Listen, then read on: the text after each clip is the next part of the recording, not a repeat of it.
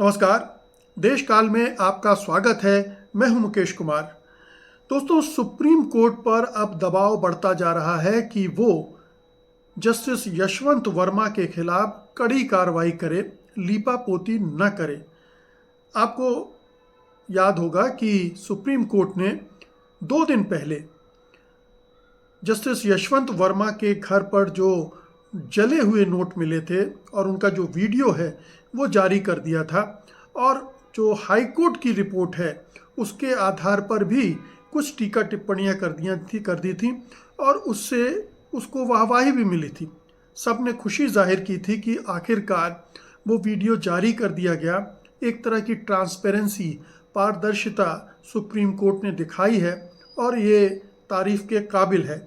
निश्चित रूप से ये तारीफ के काबिल था और जस्टिस खन्ना को इसकी लिए बधाई भी दी जानी चाहिए, शाबाशी भी दी जानी चाहिए, लेकिन वो काफ़ी नहीं था। ये अच्छी बात थी कि जो भी सबूत उनके पास आए उन्होंने उनको जग जाहिर कर दिया, लेकिन जांच ठोस तरीके से हो इसके मामले में वो आश्वस्त नहीं कर पाए। उन्होंने जो 3 सदस्यीय कमेटी बनाई है 3 हाई कोर्ट के जजेस की, उनसे बात बनने वाली नहीं है, क्योंकि ये मामला अब बहुत टेढ़ा है और बहुत इसको लेकर सवाल और संदेह खड़े हो गए हैं। यही वजह है कि जब सुप्रीम कोर्ट ने कल ऐलान किया कि जस्टिस यशवंत वर्मा को वापस उनके गृह नगर इलाहाबाद के हाई कोर्ट में भेजा जा रहा है, उनका तबादला किया जा रहा है, तो इलाहाबाद के बार एसोसिएशन ने उसका जमकर पुरजोर विरोध कर दिया। और केवल विरोध ही नहीं किया, आपको याद होगा कि अभी 3 दिन पहले ही इलाहाबाद के बार एसोसिएशन ने कहा था कि इलाहाबाद हाई कोर्ट कोई कूड़ेदान नहीं है जहां पर किसी को भी लाकर फेंक दिया जाए। यानी यशवंत वर्मा के खिलाफ बहुत ही कड़ा स्टैंड उसने उसी समय ले लिया था। अब एक बार फिर उन्होंने बिल्कुल साफ शब्दों में कह दिया है कि इसे बिल्कुल भी टॉलरेट नहीं किया जाएगा, किसी भी स्थिति में बर्दाश्त नहीं किया जाएगा और ऐसा नहीं होने दिया जाएगा। जिसका मतलब है कि अगर यशवंत वर्मा वहाँ जाते हैं तो उन्हें काम करने नहीं दिया जाएगा, उनके कोर्ट में कोई वकील नहीं जाएगा और जाहिर है कि उनकी फजीहत होना तय है। यहाँ भी जब दिल्ली हाई कोर्ट में ये मामला सामने आ गया था तो उन्होंने अदालत जाना बंद कर दिया था और उन्हें केस देने भी बंद कर दिए गए थे, उन्हें घर बिठा दिया गया था। अब जब वो अपने इलाहाबाद हाई कोर्ट में जाने की कोशिश करेंगे तो सोचिए उनका कितना विरोध होगा।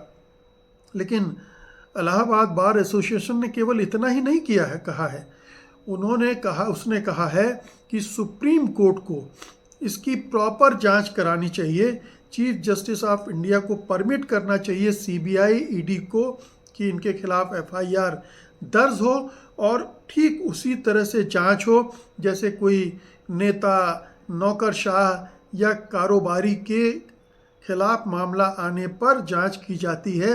उन्हें पूरी छूट दी जाए, वो पूरी अच्छी तरह से जांच करें और उसके बाद जांच से जो परिणाम सामने आए कार्रवाई की जाए, सज़ा दी जाए। लेकिन इसके पहले उन्होंने एक और मांग कर दी है कि जस्टिस वर्मा को इम्पीच किया जाना चाहिए, उनके खिलाफ महाअभियोग चलाया जाना चाहिए इस पूरे कांड की वजह से। और उन्हें महाअभियोग चलाने का मतलब आप समझ सकते हैं कि उनका पूरा करियर चौपट, दाग लगेगा उनके करियर पर। हालांकि दाग तो अभी भी लग चुका है। इतने बड़े पैमाने पर जले हुए नोटों का ज़ख़ीरा जो उनके यहाँ से देखा गया है जलता हुआ, और उसका वीडियो है, और फिर बाद में बाहर भी दूसरी जगहों पर भी ये जले हुए नोट मिले, जिसका मतलब है कि उन्हें ठिकाने लगाने की कोशिश की गई थी और वो पाए गए, पकड़े गए। तो कई तरह से जस्टिस यशवंत वर्मा फंस चुके हैं और अगर सुप्रीम कोर्ट उन्हें बचाने की कोशिश करेगा तो ये बड़ी शर्मनाक स्थिति हो जाएगी सुप्रीम कोर्ट के लिए भी। सुप्रीम कोर्ट को दरअसल अब इस जांच के मामले में फंसना नहीं चाहिए। अगर वो चाहता है कि अपनी कमेटी से जांच हो तो वो करने देना चाहिए, लेकिन इस मामले की जो एक आपराधिक गतिविधि है, कार्रवाई है, और उसके तहत जो भी कानूनी कार्रवाई होनी चाहिए, जैसा कि बार एसोसिएशन का कहना है कि उनके खिलाफ एफआईआर दर्ज हो, ईडी सीबीआई उसकी जांच करे, ये इसके रास्ते में रोड़े नहीं अटकाना चाहिए। तो ये एक इसका बड़ा पक्ष है कि इस जांच को अंजाम तक पहुंचाने के लिए ट्रांसपेरेंट ढंग से जो भी कदम उठाने चाहिए वो उठाए जाने चाहिए। लीपापोती नहीं की जानी चाहिए, जैसे कि चीफ जस्टिस रंजन गोगोई के मामले में की गई थी। उनके एक महिला के साथ जो उन्होंने तथाकथित रूप से छेड़छाड़ की थी या यौन दुर्व्यवहार किया था, उसकी सुप्रीम कोर्ट ने ही एक कमेटी बना दी। उसी कमेटी ने उनको आरोप मुक्त भी कर दिया, दोष मुक्त भी कर दिया। तो ये लीपापोती वाली बात अब लोग बर्दाश्त नहीं करेंगे, ख़ास तौर पर इतने बड़े पैमाने पर किसी माफ़ कीजिएगा, हाई कोर्ट के जस्टिस के घर से रुपया मिले जाने के बाद। अब इसका एक दूसरा पक्ष भी है, ये केवल यहीं तक नहीं है, जांच तक का मामला नहीं है, मामला एक दूसरा भी है, और मामला है कॉलेजियम बनाम राष्ट्रीय न्यायिक आयोग। हम सब जानते हैं कि ये एक राजनीति भी चल रही है और इस पूरे मामले में इस राजनीति का भी संबंध है। ये माना जा रहा है कि सरकार और उससे जुड़े संगठन इस कोशिश में है कि इस कांड के बहाने न्यायिक जांच आयोग को लागू कर दिया जाए, सुप्रीम कोर्ट को स्वीकार करने के लिए मजबूर कर दिया जाए कि चूंकि न्यायपालिका में इस तरह के जजेस आ रहे हैं, भ्रष्टाचार हो रहा है, उनकी चयन में गड़बड़ियां हैं, और चूंकि कॉलेजियम जिसमें 30-40 जज मिलकर तय करते हैं कि किसको कहाँ भेजना है या किसको प्रमोशन देना है, किसको हाई कोर्ट से सुप्रीम कोर्ट में लाना है, ये तमाम चीज़ें जो एक कॉलेजियम करता है, और उस कॉलेजियम में ऐसे लोग होते हैं जिन पर आरोप लगते हैं कि वो अपने बेटे बेटियों, भाई भतीजों, रिश्तेदारों को ही प्रमोट कर करके सुप्रीम कोर्ट तक लाते हैं। और ये हम देख भी रहे हैं कि पूरे न्यायपालिका में एक तरह का परिवारवाद, वंशवाद चला आ रहा है, एक के बाद एक, बेटे के बेटे, बेटे के बेटे चले आ रहे हैं। तो ये एक कॉलेजियम सिस्टम की खराबी है, लेकिन कॉलेजियम सिस्टम की खराबी का फ़ायदा सरकार उठाना चाहती है, कॉलेजियम सिस्टम को ख़त्म करके और एनजेसी को लागू करके। क्योंकि एनजेसी अगर बनेगा तो उसमें ये संभावना बनेगी, इसकी गुंजाइश बनेगी कि सरकार अपनी मर्जी के जजेस को चुनवा ले, चयन करवा ले और उनको जुडिशरी में फिट करती रहे। और जैसा कि हम जानते हैं, इस समय भी जुडिशरी में ऐसे बहुत सारे लोग हैं जो सरकार के हिसाब से चलते हैं, सरकार के हिसाब से फैसले देते हैं, और ऐसे फैसलों की एक लंबी सीरीज़ है। एक के बाद एक CJI, chief justice of India, इसमें इन्वॉल्व रहे हैं। बहुत सारे सुप्रीम कोर्ट के, हाई कोर्ट के जजेस के फैसलों को अगर आप पढ़ेंगे और उनका एक पूरा ट्रेंड देखेंगे तो आपको समझ में आ जाएगा कि ये तो सरकारी जज हैं, ये सरकार के हित में फैसले देने वाले हैं। सरकार को इन्होंने इस जगह पर बचाया है। सीजेआई चंद्रचूड़ का तो अभी मामला ताज़ा है कि किस तरह से दसियों मामले में उन्होंने मोदी सरकार और भारतीय जनता पार्टी के संकट मोचक बने। उसके पहले भी जो जजेस थे, चाहे जस्टिस मिश्रा हों, चाहे जस्टिस गोगोई हों, चाहे जस्टिस बोबडे हों, ये तमाम जजों ने सरकार की लाइन को टो किया है, उसकी मदद की है बार बार, उसके भ्रष्टाचार को छिपाने में, उसकी नाकामियों को छिपाने में, उसको सख्त आदेश देने के मामले में वो पीछे हटे हैं। तो सरकार जुडिशरी को पूरी तरह से अपने कब्जे में लेना चाहती है और एनजेसी को वो एक टूल बनाना चाहती है, और इसीलिए शुरू से एनजेसी का विरोध सुप्रीम कोर्ट की तरफ से हो रहा है। सुप्रीम कोर्ट को लगता है कि अगर ये एनजेसी बन गया तो जो न्यायपालिका का इंडिपेंडेंस है वो खत्म हो जाएगा, और ये एक पक्ष है, दूसरा उनका जो अधिकार है चुनने का वो भी प्रभावित होगा। तो ये दो पहलू हैं इसके, जो अब फिर देखने को, मतलब एक, जस्टिस यशवंत वर्मा की सही ढंग से जांच हो, उन्हें जांच के ज़रिए अगर उनका अपराध है, हालांकि वो खंडन भी कर चुके हैं, वो ये भी कह चुके हैं कि उन्हें पता नहीं है कि वो पैसा कहाँ से आया था, वो एक बाहर के कॉटेज में रखा गया था, वहाँ कौन पैसा लाया, किसने लाया, ये तमाम उन्होंने तर्क दिए हैं। लेकिन बहुत सारे तर्क ये भी कहते हैं कि बिना उनकी इजाज़त के या बिना उनके कर्मचारियों, रक्षा कर्मियों की जानकारी के ऐसा कुछ हो ही नहीं सकता और उस घर में इतने पैसे आ ही नहीं सकते।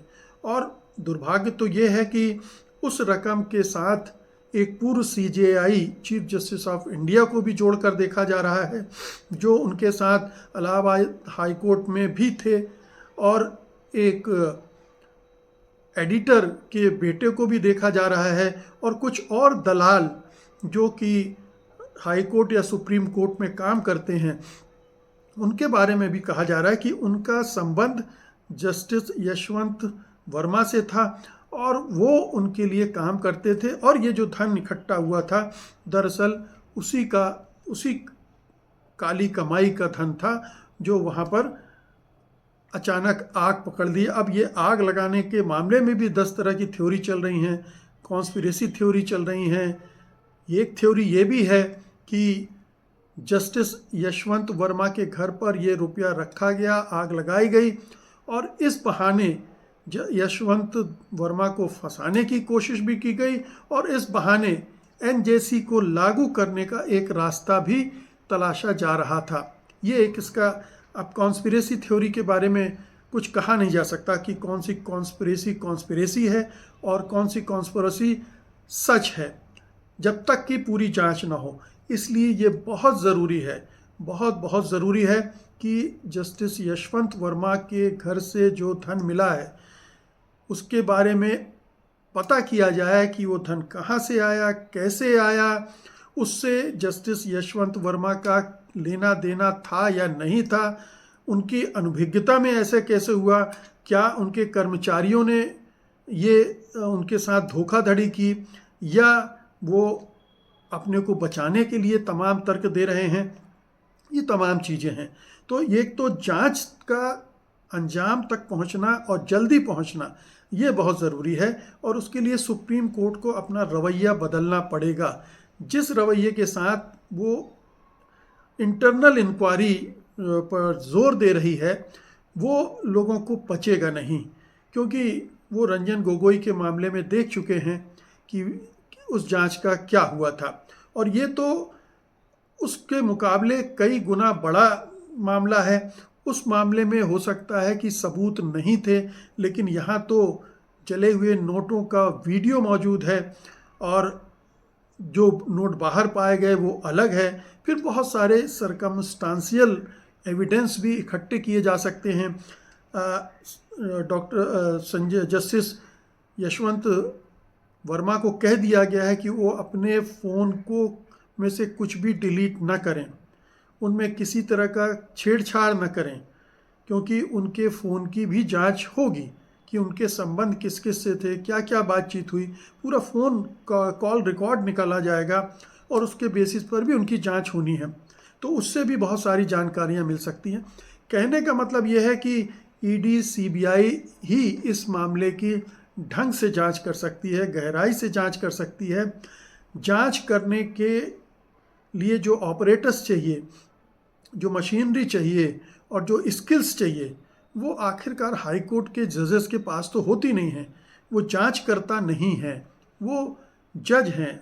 वो ये एविडेंस और उनके आधार पर तय कर सकते हैं कि ये एविडेंस सही है कि नहीं, या जो भी गवाह हैं उनके आधार पर तय कर सकते हैं। लेकिन ये जो जांच प्रक्रिया होती है उसको वो अंजाम नहीं दे सकते हैं। तो ये सुप्रीम कोर्ट को स्वीकार करना पड़ेगा और इसको जांच को हवाले करना पड़ेगा, बाकायदा FIR करके ईडी सीबीआई के ज़रिए अपनी निगरानी में। बेशक वो ये जांच करवा सकता है, तब ईडी और सीबीआई अगर कोई खेल करना चाहेंगे, क्योंकि वो तो सरकार के मातहत हैं और सरकार का खेल भी सकते हैं वो, तो वो उस मामले में मॉनिटरिंग सुप्रीम कोर्ट अपने हाथ में रखे, अपनी देखरेख में रखे, लेकिन जांच एजेंसियों के जरिए होनी चाहिए। और उसी से पूरे देश को एक भरोसा होगा इस ट्रांसपेरेंसी से कि हाँ, जांच सही ढंग से हो रही है और जांच जल्दी होना चाहिए। ये जांच लंबी नहीं चलनी चाहिए, महीने 2-3 महीने के अंदर ये सारी जांच हो सकती है, क्योंकि अगर सारी चीज़ें उसके हाथ में हैं, वीडियो एविडेंस तो है ही, लोगों से बातचीत करेंगे, वहाँ सुरक्षाकर्मी और जो उनके कर्मचारी हैं उनसे बातचीत होगी, फिर उनके फ़ोन कॉल रिकॉर्ड्स वगैरह से जानकारी इकट्ठी की जा सकती है। तो ये एक प्रोसेस जो जांच का है वो इन्वेस्टिगेटिव एजेंसी ही पूरा कर सकती हैं और उनको इसकी इजाज़त मिलनी चाहिए। इसके बाद फिर एक दूसरा पक्ष आता है महाअभियोग का। तो महाअभियोग के लिए थोड़ा ठीक है, प्रेशर बना रहा है इलाहाबाद बार एसोसिएशन, लेकिन ये जल्दबाजी होगी कि जब तक कि जांच पूरी ना हो जाए तब तक कोई निष्कर्ष पर पहुंच जाना कि जस्टिस यशवंत वर्मा दोषी हैं ही, ये भी न्याय के सिद्धांत के विपरीत है। इसलिए इंतज़ार करना चाहिए जांच की रिपोर्ट का, और उसके बाद अगर वो गिल्टी पाए जाते तो निश्चित रूप से उनका महाअभियोग होना चाहिए और एक मिसाल कायम होनी चाहिए देश में कि इस तरह का एक जज हुआ था जिसने ये चीज़ें की थी और उसका अंजाम ये हुआ। बहुत बहुत शुक्रिया आपका, धन्यवाद, नमस्कार।